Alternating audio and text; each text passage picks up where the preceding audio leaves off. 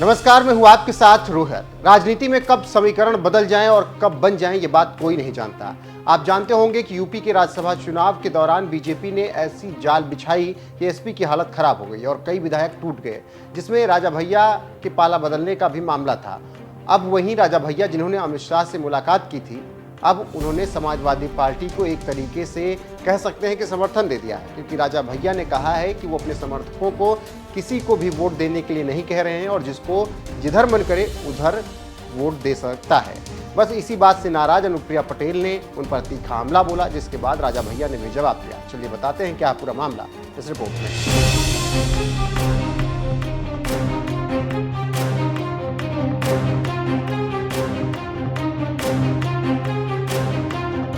UP की राजनीति पल पल बदल रही है और अब कहा जा रहा है कि बीजेपी के लिए यूपी काफी बुरा साबित हो सकता है। विश्लेषकों का कहना है कि बीजेपी की दिल्ली में सरकार तभी बनेगी जब बीजेपी को यूपी की जनता आशीर्वाद देगी। लेकिन इस बार ना ही पुलवामा और ना ही 2014 जैसी लहर है। ऐसे में बेरोजगारी, आरक्षण, संविधान को विपक्ष ने आक्रामक तरीके से उठा दिया है और ये मुद्दा आम जनता की जुबान तक पहुंच गया है। जनता बीजेपी को सबक सिखाने की तैयारी में है। ऐसे में बीजेपी को लेकर कहा जा रहा है कि इस बार हार तय है। उसी कड़ी में ठाकुरों की नाराजगी दूर करने के लिए अमित शाह ने बेंगलुरु में राजा भैया से मुलाकात की, लेकिन यूपी आते ही राजा भैया ने जो फैसला सुनाया उसने सबके होश उड़ा दिए। अब उसी को लेकर केंद्रीय मंत्री अनुप्रिया पटेल ने बड़ा हमला बोला है। एक जनसभा में राजा भैया पर निशाना साधते हुए उन्होंने कहा है कि लोकतंत्र में राजा अब रानी की पेट से पैदा नहीं होते, राजा अब ईवीएम की बटन से पैदा होते हैं। स्वघोषित राजाओं को लगता है कि कुंडा उनकी जागीर है। उनके भ्रम को तोड़ने का अब आपके पास बहुत बड़ा और सुनहरा अवसर है। मैं आपसे कहना चाहती हूं कि इस बार ईवीएम का बटन दबाने जाएं तो याद रखिएगा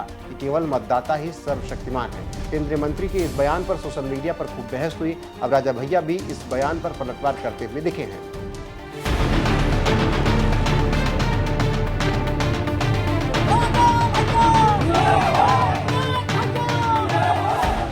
आप जानते होंगे कि क्रिया की प्रतिक्रिया हमेशा होती है। उसी कड़ी में राजा भैया ने अनुप्रिया पटेल को जवाब दिया है।